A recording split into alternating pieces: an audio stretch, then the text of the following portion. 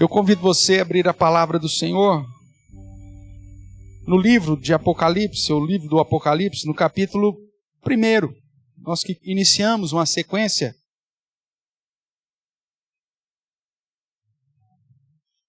E hoje nós nos achegamos aqui no verso 9. Essa sessão que vai do verso 9 até o verso 20. Que pelo comitê aí de tradução foi dado o título A Visão de Jesus Glorificado. Eu convido você então a abrir a palavra do Senhor e acompanhar a leitura que farei do verso 9 até o verso 20 de Apocalipse capítulo 1. Diz assim a palavra do Senhor: Eu, João, irmão vosso e companheiro na tribulação, no reino e na perseverança em Jesus, achei-me na ilha chamada Patmos, por causa da palavra de Deus e do testemunho de Jesus. Achei-me em espírito no dia do Senhor e ouvi por detrás de mim grande voz, como de trombeta, dizendo: O que vês, escreve em livro e manda às 7 igrejas: Éfeso, Esmirna, Pérgamo, Tiatira, Sardes, Filadélfia e Laodiceia. Voltei-me para ver quem falava comigo, e voltado, vi 7 candeeiros de ouro. E no meio dos candeeiros, um semelhante a filho do homem, ou filho de homem, com vestes talares, e cingido à altura do peito com uma cinta de ouro. A sua cabeça e cabelos eram brancos como alva lã, como neve. Os olhos como chama de fogo. Os pés semelhante ao bronze polido, como que refinado numa fornalha. A voz como voz de muitas águas. Tinha na mão direita 7 estrelas. E da boca saía-lhe uma afiada espada de 2 gumes. O seu rosto brilhava como o sol na sua força. Quando vi, caí, e a seus pés como morto. Porém ele pôs sobre mim a mão direita, dizendo: Não temas, eu sou o primeiro e o último, e aquele que vive. Estive morto, mas ei que estou vivo pelos séculos dos séculos, e tenho as chaves da morte e do inferno. Escreve, pois, as coisas que viste, e as que são, e as que hão de acontecer depois dessas. Quanto ao mistério das 7 estrelas que viste na minha mão direita, e os 7 candeeiros de ouro, as 7 estrelas são os anjos das 7 igrejas, e os 7 candeeiros são as 7 igrejas. Oremos, irmãos. Pai querido, nós bendizemos o Teu santo nome, como cantamos, exaltamos essa noite, reconhecemos que o Senhor, ó Deus, é soberano sobre tudo e todos. Estamos aqui reconhecendo Tua grandeza, o Teu senhorio, o Teu reino sobre a nossa vida e pedindo para que na Tua graça e misericórdia, através do Teu Santo Espírito, o Senhor fale ao nosso coração, de modo que possamos entender que não estamos aqui nessa vida para fazer o que queremos, mas para servir ao Senhor como nosso dono, como nosso Rei, como nosso Senhor, como nosso Salvador. Que Teu Santo Espírito nos ilumine, nos dirija ao entendimento da Tua palavra, que ela faça diferença no nosso dia, e que ao sairmos daqui, saiamos consagrados ao Teu serviço, para a honra e glória do Teu nome, diferentes do que nós entramos e melhores do que nós já éramos. É o que nós suplicamos, Pai, que o Senhor me ajude, apesar de mim mesmo, e use-me, apesar das minhas limitações, para que eu seja de fato mensageiro e boca do Senhor. É o que nós clamamos em Cristo Jesus e por amor a Ele. Amém. Amém. Irmãos, estamos diante aqui de dos momentos mais lindos do Apocalipse. Existem outros tantos iguais, mas que revela de uma maneira não clara para os descrentes, mas ao mesmo tempo brilhante e claríssimo para aqueles que temem e conhecem um pouco das Escrituras, de que Jesus é de fato o Rei sobre tudo e todos. Nós estamos, como já iniciamos algumas semanas, diante da última revelação de Jesus Cristo, e essa trata, como nós já estudamos, das últimas coisas que estão acontecendo, pois os últimos dias já foram inaugurados, e já estão acontecendo desde a primeira vinda de Cristo, desde a vitória na cruz, da ascensão de Cristo. Já estudamos e vimos que os últimos dias já foram inaugurados. Nós não estamos aguardando o início dos últimos dias, mas nós estamos vivendo os últimos dias. No capítulo 1, dentro desse gênero literário conhecido por oráculo, apocalíptico judaico, nós somos instruídos quanto à importância desse livro e da autoridade trinitária das suas palavras. Nesse paralelismo, o apóstolo João, tanto no prólogo, que são os primeiros versos, quanto na saudação, e agora, nesse momento de contextualização do recebimento da mensagem, ele usa de símbolos do Velho Testamento, veterotestamentário, para tratar das coisas que vistes, das coisas que são e das coisas que hão de acontecer, como é descrito no verso 19. Os versos iniciais dessa perícope que lemos, do verso 9 a 20, aquele que registra, apresenta o contexto em que se encontrava. Observe comigo, mantenha sua Bíblia sempre aberta, pois é através da palavra que seremos alimentados, irmãos. No verso 9 ele diz, eu, João. Nós sabemos que esse João é justamente o apóstolo João, o mesmo que escreveu o Evangelho de João, o mesmo que escreveu as cartas de João. Ele se apresenta como sendo parte, né, dos destinatários. Ele diz, eu, João, irmão vosso e companheiro. É assim que ele se apresenta. Ele se coloca, portanto, como parte do destinatário, apresentando-se com essa expressão, irmão vosso e companheiro. Agora, irmão vosso e companheiro no quê? E ele te dá 3 indicativos aí. Só isso é um sermão, tá? Mas eu vou passar por cima, porque o foco que eu quero dar é outro. Ele é nosso irmão e nosso companheiro, primeiro na tribulação. Não é isso que está escrito aí? Por quê? Porque já começou, querido. Nós não estamos aguardando. Segundo as Escrituras, os últimos dias já foram inaugurados e, portanto, o período da tribulação ou da grande tribulação já começou. Quando nós temos a morte de Estevão, nosso primeiro mártir, a perseguição já estava sendo aplicada sobre a igreja, nos primeiros dias da igreja primitiva. O que o diabo quer é que nós desprezemos essa realidade e continuamos a viver a nossa vida como se tudo o que importasse fosse satisfazer a nossa própria vontade, aguardando a vinda de Jesus para inaugurar o reino. O reino já está aqui, queridos. E como o próprio Senhor Jesus já disse, está dentro de vós. E você é súdito disso. Por isso, João, já quando escreve Apocalipse, diz, eu sou o irmão vosso e companheiro, já na tribulação. O que mais que ele diz aí? Verso 9. Sou o irmão vosso e companheiro na tribulação e no... Porque o reino já foi inaugurado, meu Deus do céu. Aqueles que aguardam a segunda vinda de Cristo, para Jesus voltar, para ir para Jerusalém, instalar um reino de 1000 anos literais, e aí então, né, viver 1000 anos de paz, para só depois vir a grande tribulação, estão obscurecidos. Estão obscurecidos pelo engano, irmãos, que não exalta a Cristo hoje como Senhor e Rei. Nós não aguardamos a segunda vinda de Cristo para inaugurar reino nenhum, porque o reino já foi instalado. Jesus já é rei hoje. E por isso ele governa sobre tudo, sobre todos. Por isso João diz, eu sou seu companheiro, seu irmão, na tribulação, realidade hoje. No reino, realidade hoje. E na perseverança, necessidade de hoje.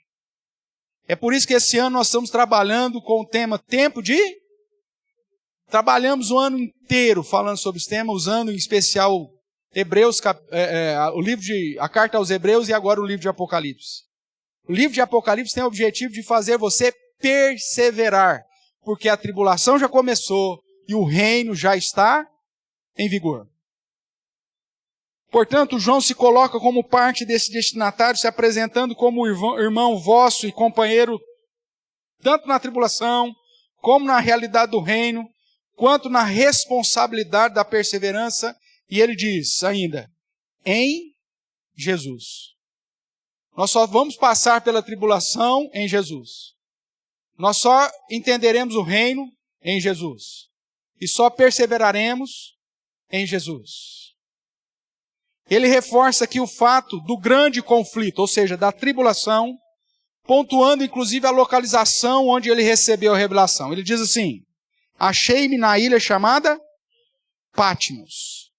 Patmos era uma pequena ilha na costa da Ásia Menor, a 80 quilômetros de Éfeso, para onde são endereçadas as cartas, as 7 cartas, ficavam todas ali na Ásia Menor.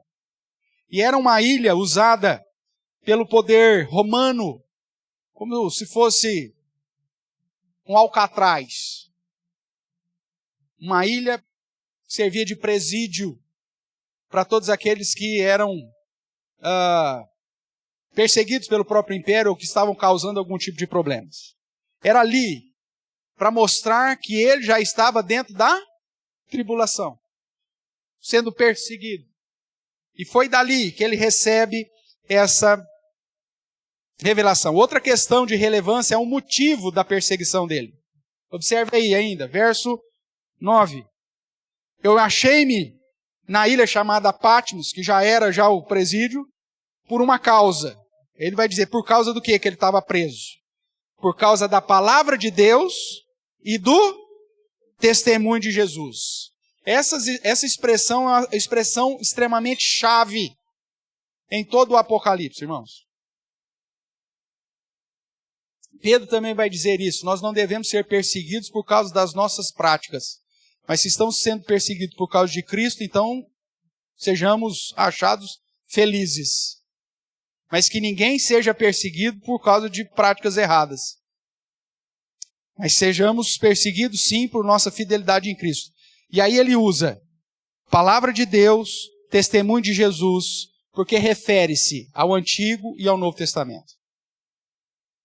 As duas testemunhas. Isso vai ficar claro, irmãos, quando ele trata por causa da palavra de Deus e do testemunho de Jesus. Algo que João tinha sido testemunha ocular. O testemunho que ele dava de Jesus não vinha daquilo que ele tinha ouvido, mas daquilo que ele tinha visto. Se você observar aqui no verso 2, do primeiro capítulo de Apocalipse, ele diz, o qual atestou, falando, notificou ao seu servo João, o qual atestou a palavra de Deus e o testemunho de Jesus Cristo, quanto a tudo o que viu. Ele foi testemunha ocular. Veja que aqui você tem de novo, palavra de Deus e testemunho de Jesus Cristo. Essa é a declaração, é o motivo de toda a perseguição sobre a igreja, sobre a noiva. Do início até o fim. A igreja vai ser perseguida, irmãos, não porque ela pôs uma cruz muito grande na frente dela, não porque ela resolveu fazer qualquer ministério que ela ache interessante, mas a causa sempre será a mesma. Se a igreja for fiel à palavra de Deus e ao testemunho de Jesus, prepara o lombo. Paulo diz, todos aqueles que querem viver piedosamente em Cristo serão perseguidos. Viver no testemunho de Cristo é você apontar para o mundo dizendo, eu tenho um rei. Que não é o hedonismo, que não é a busca pelo prazer, que não é a busca da satisfação carnal. E esse Deus, por esse rei, eu estou disposto a entregar a minha vida. Aí você vai ser perseguido. Essas duas expressões, palavra de Deus e testemunho de Jesus, é repetido. Como você observou, aqui no capítulo 1, já é dito aí no verso 2, repetido de novo aqui como a causa da perseguição de João, a palavra de Deus e o testemunho de Jesus. E veja ainda, capítulo 2, verso 3. Vai acompanhando comigo aí que nós vamos dar uma folheada em Apocalipse. E tens perseverança e suportaste provas por causa do meu nome. Veja, por causa de Cristo. E não te deixaste esmorecer. Capítulo 6, verso 9. Quando ele abriu o 5º selo, vi debaixo do altar as almas daqueles que tinham sido mortos. Presta atenção agora. Por causa da palavra de Deus e por causa do testemunho que sustentavam. Capítulo 11, verso 7. Vai nos dizer, quando tiveram... Deixa eu ver se é isso aqui. Quando tiveram então concluído o quê?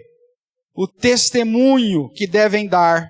A besta que surge do abismo pelejará contra elas e as vencerá e as matará. Aqui está falando das duas testemunhas, que refere-se ao Antigo e ao Novo Testamento. O testemunho que a igreja dá. O dia que Deus estabeleceu para o fim desse testemunho, Satanás será solto da sua prisão e virá com grande furor sobre a igreja. Veja ainda, capítulo 12, verso 11. Eles, pois, o venceram por causa do sangue do Cordeiro e por causa da palavra do testemunho que deram. E mesmo em face da morte, não amaram a própria vida. Verso 17 desse mesmo capítulo. Irou-se o dragão contra a mulher e foi pelejar contra os restantes da sua descendência, ou seja, os demais crentes. Os que guardam o quê? Os mandamentos de Deus e têm o quê? Os testemunhos de Jesus. Capítulo 14, verso 12. Veja o paralelismo, ele repetindo isso em vários momentos. 14, verso 12. Aqui está a perseverança de quem? Perseverança dos santos. Os que guardam os mandamentos de Deus e a fé, ou testemunho de Jesus. Capítulo 19, verso 10. Prostrei-me ante aos seus pés para adorá-lo. Ele, porém, me disse, vês, não faça isso. O anjo falando para João. Não faça isso, sou conservo teu e dos teus irmãos, que mantém o quê? O testemunho de Jesus. Adora a Deus, pois o testemunho de Jesus é o espírito da profecia. E o capítulo 20, verso 4, também é dito, vi também tronos, e nestes sentaram-se aqueles os quais foi dada a autoridade de julgar. Vi ainda as almas dos decapitados, por causa do quê? Do testemunho de Jesus, bem como por causa do quê? Da palavra de Deus. Tantos quanto não adoraram a besta, nem tampouco a sua imagem, e não receberam a marca na fronte e na mão, e viveram e reinaram com Cristo durante 1000 anos. Ou seja, durante o período do reino, que é o que nós estamos vivendo. Veja, irmãos, do início ao fim, o motivo da perseguição sobre a igreja está no fato de guardarmos a palavra de Deus e o testemunho de Jesus. Você não quer ser perseguido? É simples. Seja um cristão apenas de aparência, que não guarda os mandamentos e que nem proclama as virtudes desse Deus. Se você fizer assim, você está tranquilo. Ninguém vai mexer com você. Eis aqui o sucesso da maioria das igrejas. Só que naquele dia, você não vai.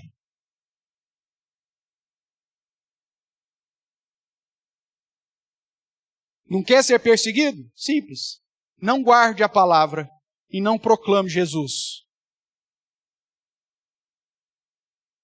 Porque no dia que você resolver reconhecer Jesus como o seu rei e guardar a sua palavra, guardar no sentido de não pegar a Bíblia e esconder lá na gaveta lá do seu criado mudo, como muitos fazem. Guardar no sentido de praticar a palavra e começar a proclamar que Jesus é o teu rei, aí espera. Aí as coisas vão começar a mudar. Mas enquanto você estiver vivendo uma vida onde o guardar da palavra e o testemunho de Cristo não fazem parte da sua essência, do seu dia a dia, vai firme para o inferno. Porque é para lá que vão todos aqueles que não reconheceram o Senhor Jesus e não viveram guardando a palavra e o seu testemunho. Simples. João traz isso à tona. Eu estou aqui em Patmos por conta do fato de eu estou guardando a palavra e o testemunho de Cristo, inclusive o testemunho que eu fui ocular. Por isso eu sou irmão de vocês, estamos juntos. Na tribulação, no reino e na perseverança. Fique firmes. E ele vai dar um motivo porque você tem que ficar firme. O fato de que Cristo é o Senhor sobre tudo e sobre todos. Ainda para deixar mais claro, voltando aqui para o capítulo 1, João vai pontuar o dia que ele recebeu dessa revelação. Ele vai dizer que estava em Patmos por causa da palavra, e aí no verso 10 ele diz, achei-me em espírito quando? No dia do Senhor. Qual que é o dia do Senhor? Domingo. O dia que o Senhor ressuscitou. O dia que o Espírito Santo foi derramado sobre a igreja. A última revelação foi dada, irmãos, num domingo. Para mostrar que Cristo venceu. Foi nesse dia, ele pontua isso. Primeiro dia de semana, o dia que Jesus ressuscitou, enquanto estava adorando, ele diz em espírito. Aqui pode ser tanto adoração, porque era o que se esperava no dia do Senhor. João mesmo, o próprio João aqui, já havia ensinado no seu evangelho que o verdadeiro culto a Deus é em espírito e em verdade. Então pode ser uma citação simplesmente, eu estava adorando a Deus quando eu recebi. Como também pode ser um indicativo de um arrebatamento numa visão especial. Seja lá o que for, ele estava adorando ao Senhor no dia do Senhor. Recebendo a palavra, vindo da parte de Deus, no dia que ele estava se consagrando em adoração, em espírito e em verdade, ao Senhor. Os símbolos a seguir, irmãos, apontam para a autoridade e a urgência dessa revelação. Veja o que diz aí o verso 10 ainda. Ouvi por detrás de mim grande voz, como uma flauta doce, como um acorde em harpa. Não. O que está escrito aí? Trombeta. Você já ouviu um som de trombeta, meu amigo? Se você está desatento e vem alguém por trás de você, era o contexto. Veja aí o que ele diz. Ouvi por trás de mim. Estou lá, em espírito e em verdade, adorando o Senhor. Chega alguém atrás de mim e toca uma trombeta. Imagina o susto. E a trombeta é símbolo de urgência. Quando você que serviu o exército lá no tiro de guerra, estava dormindo no corpo da guarda. E alguém toca a trombeta. O que você faz? Você fala, fica quieto aí que eu quero dormir. Não esteja pronto em 30 segundos na informação para você ver o que vai acontecer contigo. E eles usam a trombeta para chamar justamente a sua atenção para a urgência do negócio. Ou o sargento coloca lá no sistema de alto-falante do quartel a Quinta Sinfonia de Beethoven, ou Verão, sei lá eu de Mozart. Não, é trombeta. Porque é algo urgente. É isso que ele está dizendo aqui. Eu recebi uma mensagem urgente. A voz do Senhor, irmãos. Hoje já mencionei isso, o presbítero Abner falando hoje na devocional, que a gente tem aquela falsa ilusão de que a voz do Senhor é sempre suave, né? E quando no texto ele usando, Jesus se indignou, parece que está fora do padrão do Cristo que pintaram para a gente, mas do Cristo bíblico não. Tanto é verdade que quando Deus resolveu falar com o povo lá no Antigo Testamento, nós vimos isso em Hebreus, o que aconteceu com as perninhas deles? Tremiam. Moisés ficou aterrado, diz o texto. Ao ponto do povo falar assim, Moisés, vamos combinar um negócio. Deus fala contigo e você fala com a gente. É trovão, é relâmpago, é fogo, é estrondo. Aponta para a autoridade que ele tem e aponta para a urgência dessa mensagem. Grande voz como trombeta que deveria ser enviada às igrejas. E as 7 igrejas aqui simboliza todas as igrejas, de todos os lugares, de todo o tempo. Não foi somente para as 7 que são aqui mencionadas como símbolo, irmãos. As mensagens que virão no capítulo 2 e 3 é mensagem para você, é mensagem para mim, é mensagem para os irmãos que ainda virão antes da vinda de Cristo. Olhando ainda, na sequência desse registro, nós veremos a revelação do remetente, ou seja, o protagonista vai ser apresentado, o protagonista da história, a fonte e o término de todas as coisas, por isso o alfa e o ômega. E ele nos apresenta através de símbolos do Antigo Testamento.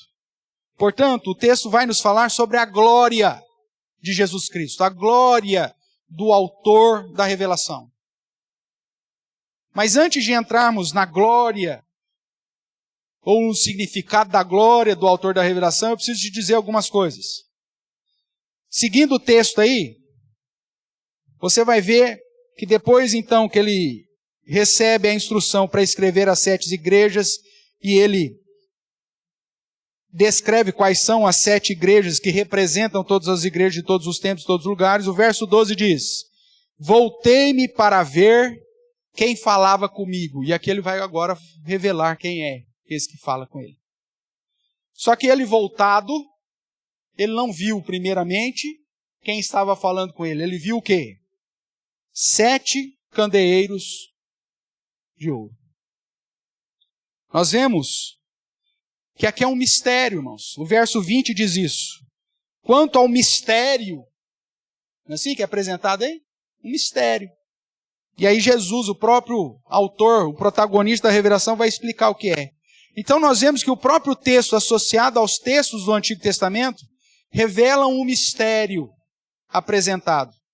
Primeira coisa que precisa ser dito é que aqui não é uma descrição literal e física do nosso Salvador, mas simbólica. Pastor, ele não tem olho de fogo? Não, é um símbolo. Senhor, ele não tem cabelo. Pastor, ele não tem cabelo branco? Não, é um símbolo. Pastor, ele não usa bota de bronze? Não, isso é um símbolo. Não é literal. Mas esses símbolos são necessários para você entender quem é e aonde está a glória do nosso Senhor. A Bíblia vai começar, ou a revelação vai começar dizendo, então voltado, e no meio dos candeeiros, verso 13, um semelhante a filho de homem. Quem é o filho de homem? Se você for para Daniel, capítulo 7, verso 13 e 14, infelizmente eu não vou ter tempo de fazer isso com você. Mas se você for lá para o Antigo Testamento, você vai ver aqui a descrição de Jesus Cristo, do Messias, recebendo esse título, filho de homem, sob nuvem, com poder, com autoridade. O Antigo Testamento trazendo luz ao mistério aqui. No meio do candeeiro, se você observar lá para Êxodo, capítulo 25, verso 31, você vai ver que o próprio Deus manda eles fazerem um candelabro, ou um candeeiro, para colocar dentro do tabernáculo, e que esse candeeiro deveria ser aceso sempre, porque representava a presença de Deus no meio daquele povo. Falar de candeeiro é uma expressão que o próprio texto lá no verso 20 refere-se à adoração, à igreja. Ele diz, os 7 candeeiros são, o que diz o verso 20? Final aí, última frase aí, no verso 20. E os 7 candeeiros são 7 igrejas. Aqui não adianta você querer dar outra interpretação para o candeeiro. São as 7 igrejas, o próprio autor da revelação já trouxe. Vemos ainda no verso 13, no meio do candeeiro, um semelhante a filho de homem, com vestes talares. Irmãos, esse é um dos motivos, de uns detalhes da minúcia de Deus, coisa linda que o Senhor faz durante a revelação, que faz de José do Egito um tipo de Cristo. Jesus revelado em glória aqui não está usando uma veste talar à toa. Isso aponta para aquele que viria, na figura de José, a assumir autoridade sobre tudo e todos. Quando Jacó resolve dar uma estolinha colorida para José, ele estava, de certa forma, apontando para um tipo de Cristo. Alguém que foi rejeitado pelos seus. José foi rejeitado pelos seus. Alguém que foi humilhado, que foi esquecido, que foi preso, que sofreu, mas que por intervenção do Senhor veio a ser maioral sobre o Egito e sobre todo o mundo na época. Isso faz dele um tipo de Cristo e que perdoa os seus opositores. Quando o texto diz que ele viu um homem, filho de um homem, vestido de vestes talares, aponta para essa verdade que todo o Antigo Testamento está dizendo a respeito dele. Agora, é dito que ele estava vestido com vestes talares e cingido à altura do peito com uma cinta de ouro. Ou seja, ele estava com uma toga, uma estola, um vestimento que poderia ser sacerdotal ou real. É assim que você vai encontrar lá em Êxodo 28, Deus determinando que fizesse estolas para os sacerdotes. Essa estola aponta, portanto, para a autoridade de Cristo como sacerdote e, ao mesmo tempo, para a autoridade dele como rei. São símbolos, mas que com a chave correta do Antigo Testamento começa a desnudar, a tirar as trevas da verdadeira revelação. A expressão cingido faz toda a diferença. Porque essa expressão aponta para o fato de ele estar preparado para uma obra ou para a batalha, para a guerra. Como você bem sabe, é só imaginar, uma toga é uma estola, é algo como uma saia comprida. E essa saia comprida atrapalha o movimento do guerreiro. Como que o povo, tanto em Jeremias 1 e Efésios 6, Paulo vai dizer que nós também devemos estar cingidos. Eles pegavam aquele vestido, enrolavam, passavam por entre as pernas e amarravam com uma cinta para ficar como se fosse uma bermuda e assim ter mais agilidade para fazer uma obra ou para guerrear. Ter os lombos cingidos significa que você amarrou a sua estola para a batalha, que você amarrou a sua estola para a obra. É assim que João vê esse protagonista. Ele está vestido de estola, sacerdotal ou real. Mas essa estola, ela está cingida, porque mostra que ele está realizando uma obra e que ele está guerreando uma guerra. Outro detalhe importante para você entender, irmãos, verso 14. A sua cabeça e cabelos eram brancos como alva lã, como neve. Os olhos como chama de fogo. Isso aqui são símbolos de pureza, de santidade, de autoridade. Cabelos brancos como símbolo apresentado no Antigo Testamento, como aqueles que têm sabedoria. Se você olhar mais à frente, né, os olhos como chama de fogo, ou os pés de bronze polido,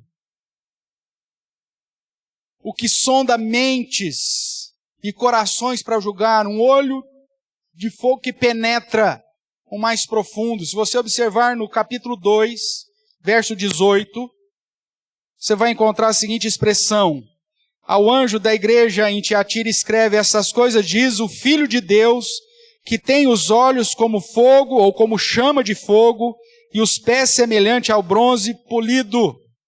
Verso 23. matarei os seus filhos, e todas as igrejas conhecerão que eu sou aquele que sonda mentes e coração, e vos darei a cada um segundo as vossas obras. Ter os olhos como chama de fogo e os pés polidos de bronze refere-se àquele que tem poder para sondar mentes e coração. É isso que o símbolo interpretado pelo próprio Apocalipse significa. Se você olhar, esse texto eu quero que você volte comigo. Vai lá para Daniel.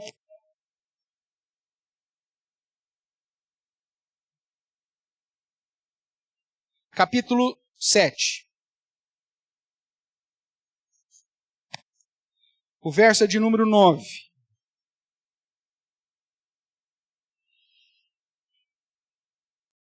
A visão que Daniel teve a respeito do próprio Filho do Homem. Vamos aproveitar que nós estamos aqui, a gente lê depois o 13 e o 14. Ele diz assim: continuei olhando até que foram postos uns tronos, e o ancião de dias se assentou. Sua veste era branca como a neve, os cabelos da cabeça como pura lã, e o seu trono eram chamas de fogo, e suas rodas eram fogo ardente. É assim que em Daniel é revelado a mesma visão que João tem lá. Verso 13. Eu estava olhando nas minhas visões da noite, e eis que vinha com as nuvens do céu, um como o quê? Filho do homem, uma expressão, um título dado ao Messias. E dirigiu-se ao ancião de dias, e lhe fizeram chegar até ele. Foi-lhe dado o quê? Domínio e glória e o reino, para que os povos, nações e os homens e todas as línguas o servissem. O seu domínio é domínio eterno, que não passará, e o seu reino jamais. A visão que Daniel tem, João está tendo. É o mesmo Filho do Homem, com a cabeça e cabelos brancos, com as mesmas vestes, mas aqui declarado de um modo mais claro, que ele veio para ser o soberano sobre tudo e sobre todos. Irmãos, quem é o Senhor Jesus na sua vida? Você vai observar lá em Apocalipse que quando João olhou, teve essa visão simbólica, apontando para tudo que Cristo é, e nós vamos identificar, como estamos identificando o que simboliza. Sabe o que João fez? Caiu como se estivesse. Como que você tem se apresentar diante daquele a quem foi dado todo o domínio, glória e reino para que os povos, nações e homens de todas as línguas o servissem? Como você tem se portado diante daquele que tem o domínio eterno, que não passará e cujo reino jamais será destruído? A doutrina que ensina que Cristo ainda virá para reinar ou estabelecer um reino futuro, irmãos, despreza a realidade de que Cristo já reina hoje, que Ele já tem todo o domínio hoje, que Ele já está reinando hoje, que os seus olhos são de fogo hoje, que seus pés já são de bronze polido agora. Então não brinque diante desse que reina sobre toda a terra e sobre todo o céu. Jesus é o ser mais poderoso do universo. Não brinque com Ele. Voltando para Apocalipse.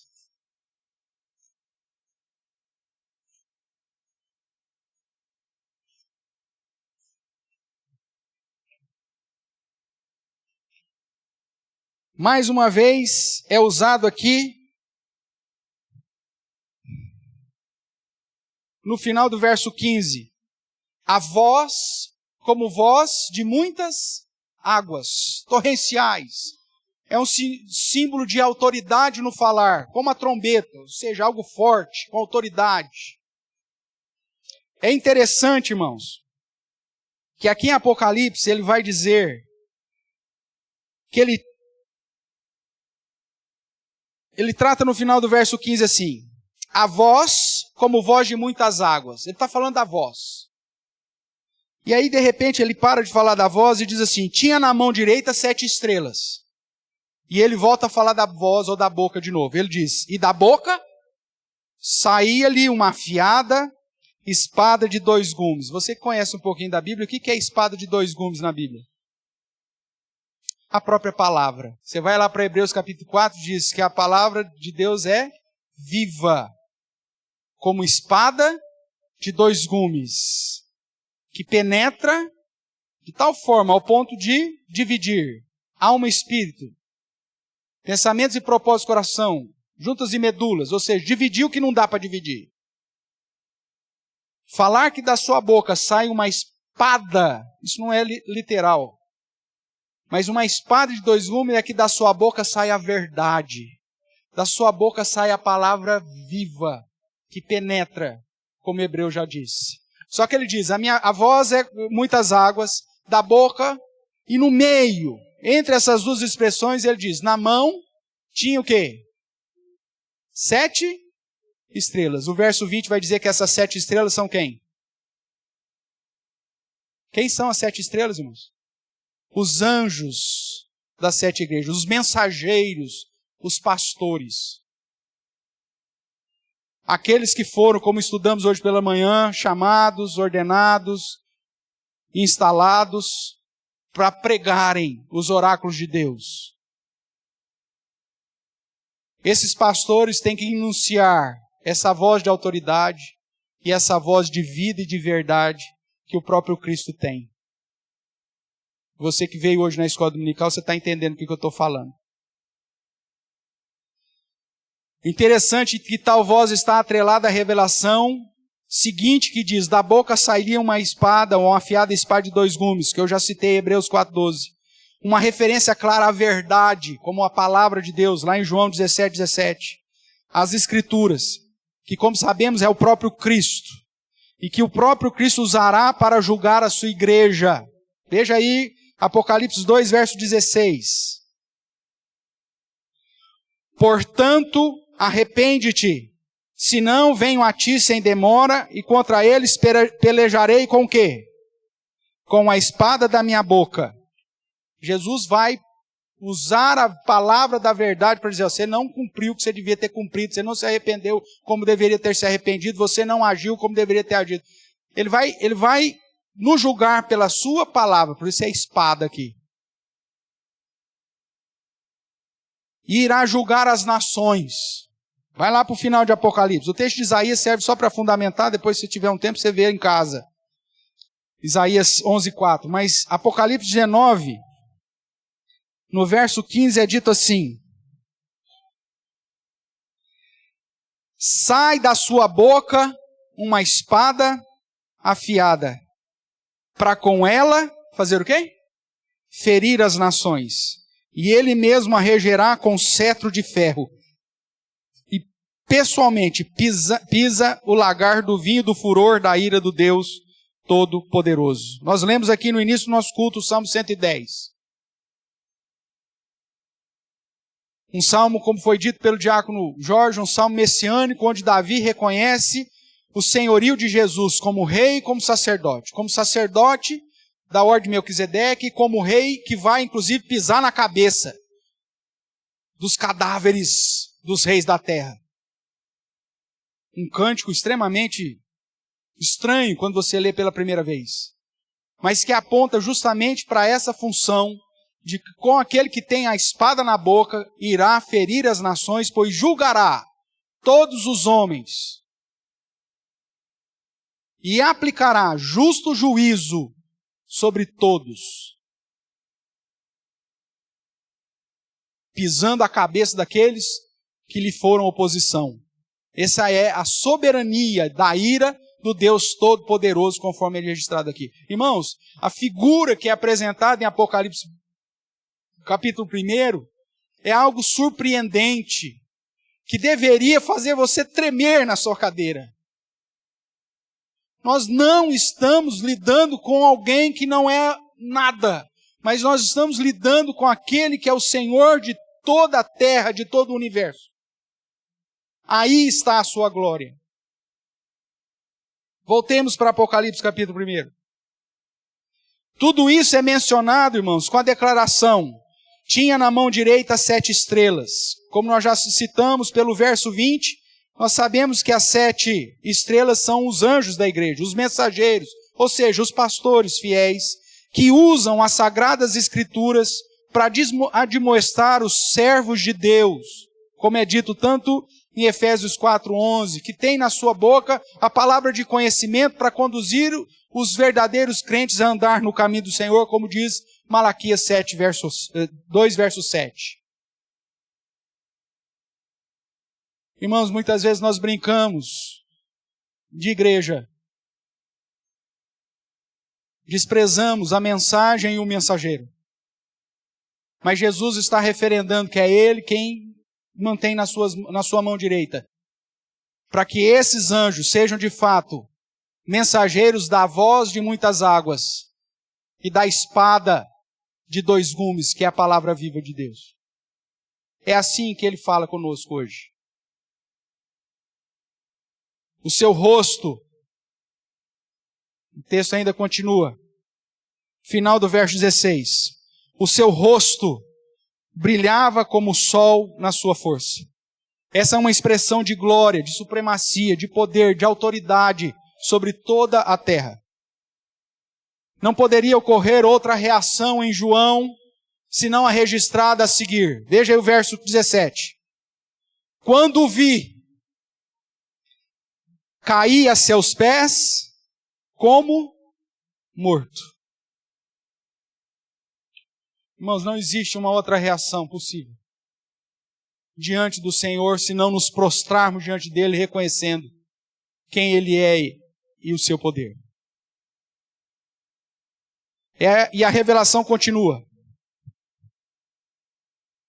Nós vemos que o texto diz que ele caiu como morto, porém ele, esse Filho do Homem, põe sobre ele a sua mão direita, dizendo, não temas, eu sou o primeiro e o último, que nós já vimos hoje também na leitura, no momento de contrição, que trata nada mais, nada menos do que a pessoa de Jesus Cristo. O alfa e o ômega, o primeiro e o último, o princípio e o fim. Quem tocou em João, nada mais, nada menos, foi que o próprio Cristo. No amparo oferecido por aquele que auto se revela, ele diz, não temas, sou o primeiro e o último, como é visto aqui no verso 8, repetido no capítulo 2, verso 8, que ele usa todas essas expressões do capítulo 1 para começar suas cartas às igrejas, e como nós já lemos lá no início do culto, em Apocalipse 21, 6 e 22, 13. O verso 18, irmãos, ele diz, e aquele que vive, estive morto, mas eis que estou vivo pelos séculos dos séculos e tenho as chaves da morte e do inferno. O verso 18 é uma referência direta à obra de Jesus Cristo no Calvário. É uma referência direta à ressurreição de Jesus Cristo. E é uma referência direta, só isso aqui também dava outro sermão, uma referência direta à vitória de Jesus Cristo sobre a morte e sobre o inferno, consequentemente sobre Satanás. É dessa forma que lá em Colossenses capítulo 2, verso 13, também Paulo nos apresenta. Jesus venceu, envergonhou Satanás no triunfo da cruz. É desse que nós estamos falando. O protagonista do Apocalipse, o autor que se auto-revela. E agora sim, desnudando o significado do símbolo, nós podemos continuar o sermão dizendo que ele está falando sobre a glória daquele que se revela. E desse modo, então, podemos pontuar que a sua glória nos é apresentada, em primeiro lugar, como o Senhor da igreja. Verso 12 a 13, verso 16 e verso 20. Aquele que tem na mão as 7 estrelas é aquele que anda no meio dos candeeiros, ou seja, que está no meio das verdadeiras igrejas. Os símbolos apontam para Jesus Cristo como o sumo sacerdote, que está no meio dos candeeiros e estabelece as suas estrelas. A igreja é apresentada como candeeiro, pois deve ser um farol nesse mundo. Os pastores como estrelas, pois devem brilhar com a mensagem fiel e verdadeira daquele que o sustém na sua mão direita. Jesus é o Senhor da igreja. Jesus estabelece os verdadeiros pastores, que segundo o texto são os anjos, mensageiros do Senhor, de acordo com o texto de Malaquias 2:7, Hebreus 13, verso 7, verso 17, Efésios 4, 11 e 13. Queria ter tempo para estudar todos eles aqui. Jesus em sua glória é o cabeça, ou seja, o líder, a autoridade da igreja, conforme Efésios 5:23 diz.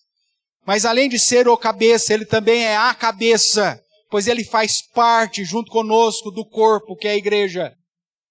Por isso ele promete estar conosco todos os dias até a consumação. E conforme Colossenses 1:17-22 nos assegura. A glória daquele que se revela, irmãos, é de se apresentar como o Senhor da igreja. Essa igreja não é minha, não é sua.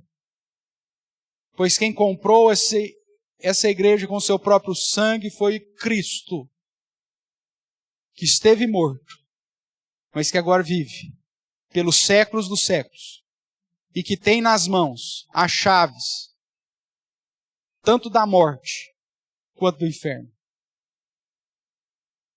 Nós, como comunidade dos santos, deveríamos, como João, cair aos pés de Cristo, reconhecendo que Ele, e tão somente Ele, é o Senhor desta igreja, e consequentemente da sua vida. Mas a glória dele não termina se apresentando apenas como o Senhor da igreja. A glória de Jesus também nos é apresentada como Ele sendo soberano, Rei e juiz sobre todos. Verso 14-15, verso 16. Jesus Cristo, além da autoridade como Senhor da igreja, também é apresentado como o poderoso Rei, com autoridade para julgar todos e todos. Quando fala do verso 14, a sua cabeça, cabelos brancos como lã, como neve, olhos como com chama de fogo, pés semelhante a bronze, nós vimos, ele é capaz de justamente sondar as mentes e corações e aplicar uma justiça sobre aqueles que o desobedecem. Isso fica referendado ainda em Apocalipse 2:18-23, que nós já lemos, e também Apocalipse 19:12. A Bíblia aponta para essa glória de Cristo como juiz. O fato dele ser o rei, sobretudo, dá a ele a capacidade de julgar. Quando nós olhamos para Mateus capítulo 25, 31-46, que fala do retorno de Cristo dos últimos dias, é o sermão escatológico de Jesus. Nos é dito que quando ele voltar, ele se assentará no trono da sua glória. Irmãos, você não está servindo a qualquer um, você está servindo aquele que, além de ser o Senhor da igreja, é o que julgará todos os homens. Ele penetra no seu coração e sua mente. Ele sabe quais são suas intenções e sabe como você de fato tem o servido. Se você vai ver isso na continuidade dos sermões, em todas as cartas que é enviada, Jesus diz: eu conheço as tuas obras. Eu sei tudo que você está fazendo e deixando de fazer. E nós vamos ter que comparecer perante o seu juízo. Textos como Atos 17, verso 31, 2 Timóteo 4:11, asseguram que Jesus julgará a todos. E como prometido, Jesus voltará com poder, glória e autoridade sobre tudo e todos, de acordo com o que nós lemos lá em Daniel capítulo 7, do verso 13 a 14. Irmãos, nós não estamos diante de um homem qualquer, de um profeta, simplesmente. Mas estamos diante do Senhor, poderoso, que venceu, que é apresentado como o Senhor da igreja, que anda no meio dos candeeiros e possui e mantém na mão direita as 7 estrelas, mas também aquele cujo cabeça e cabelo são brancos, olhos são como chama de fogo, pés são polidos de bronze, porque esmagará todos os ímpios, e da onde a sua boca sai uma espada afiada de 2 gumes que não tem como fugir. Como você tem se apresentar diante desse Senhor? E o último ponto, que fala da glória daquele que revelou, a sua glória não é apresentada apenas como Senhor da igreja, a sua glória não é apresentada apenas como o rei juiz sobre todos e tudo e todos, mas é apresentado como o vencedor, o Redentor que venceu. Estive morto, mas agora eu vivo. A morte era símbolo de derrota, mas a ressurreição é símbolo de vitória. Eu estive morto, mas agora eu vivo. E não vivo por um período. Eu vivo pelos séculos dos séculos. Eu venci. E é por isso que eu tenho o poder, as chaves da morte e do inferno. A glória de Jesus como aquele que cumpriu e venceu em favor dos seus, as exigências da lei e a oposição dos seus inimigos. A sua encarnação, seu ministério terreno, seu sacrifício, ressurreição, ascensão, deu a ele toda a autoridade, como é dito em Mateus, sobre toda a terra e todo o céu. Autoridade sobre a morte, autoridade sobre o inferno. Ele derrotou cada um dos seus inimigos e pelo seu sangue, como é dito no início do Apocalipse, nos libertou dos nossos pecados e nos reconciliou com Deus e nos constituiu reino e sacerdotes para Deus. A nossa existência aqui é para aqui debaixo da doutrina do sumo sacerdote de Cristo como sumo sacerdote da ordem de Melquisedeque. E você, como sacerdote dessa ordem, é que você apresente a Deus um sacrifício agradável e santo. Porque ele venceu. A sua revelação não é incerta, mas é real, é definitiva. Por isso ele é o primeiro e o último. O alfa e o ômega. O primeiro, o último, o princípio e o fim. Nessa porção, João apresenta a glória do autor da revelação. Ele é Senhor da igreja. Ele é rei sobre tudo e todos e julgará tudo e todos. E ele foi o único que cumpriu a lei e venceu. E por isso tem o poder, as chaves, tanto da morte quanto do inferno. Concluindo, irmãos, a glória de Jesus Cristo, como Senhor da igreja, na figura do sumo sacerdote que fez sacrifício, ou que se fez sacrifício, e supre, protege, dota e lidera a sua igreja. Como soberano do mundo, cujo reino é sempre eterno, e cuja sombra domina todos os povos, reinos, tribos e nações, dando-lhe autoridade de julgar tudo e todos no dia determinado. E a sua glória como vencedor, o Deus supremo vencedor, que se fez carne, pagou nossa dívida, e sendo nosso Redentor, nos reconciliou com o Pai, e nos constituiu reino e sacerdotes para si, é revelado aqui em Apocalipse. Através dessa revelação, somos relembrados, por meio de figuras e símbolos maravilhosos, que tudo já está feito. Tudo está consumado, como nós lemos lá no final. Jesus Cristo já venceu. E no período que ainda resta, Ele, como Senhor da igreja, soberano do mundo, vencedor supremo, adverte os seus a permanecerem fiéis na tribulação, no reino, na perseverança, por causa da palavra de Deus e do testemunho de Jesus. Em que você tem perseverado?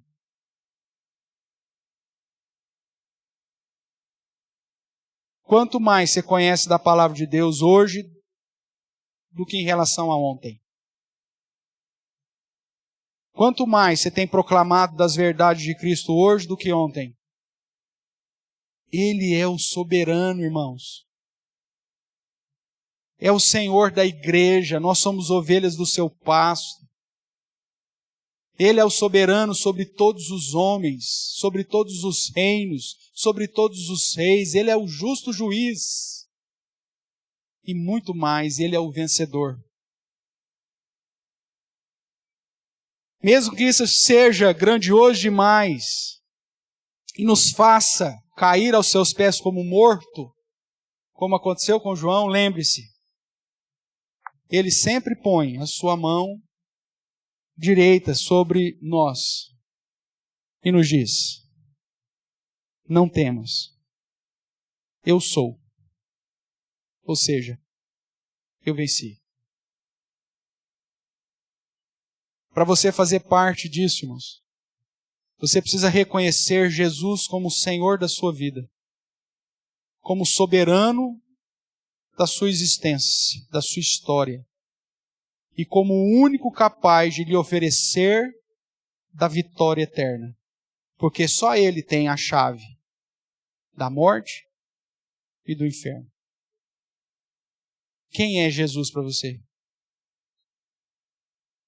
Se Ele é o Senhor da sua vida, o Supremo da sua vida e a fonte da vitória, a sua vida precisa mudar. O seu jeito de lidar com esse mundo precisa mudar. O modo como você trata da palavra de Deus e do testemunho de Jesus precisa mudar. E é por isso que o restante da revelação do Apocalipse vai nos chamar a atenção naquilo que nós precisamos mudar. Espero que você acompanhe, que Deus nos preserve a todos para que nós acompanhemos esses estudos. Mas hoje você precisa dar uma resposta ao seu coração. Quem é Jesus? Ele é o seu Rei, Ele é o seu Senhor, Ele é o Redentor que venceu em teu lugar. Se a resposta for não, você precisa se arrepender e crer. Se a resposta for sim, você precisa mudar para glorificá-lo como Ele é digno de toda a honra e de toda a glória. E que Ele assim nos abençoe.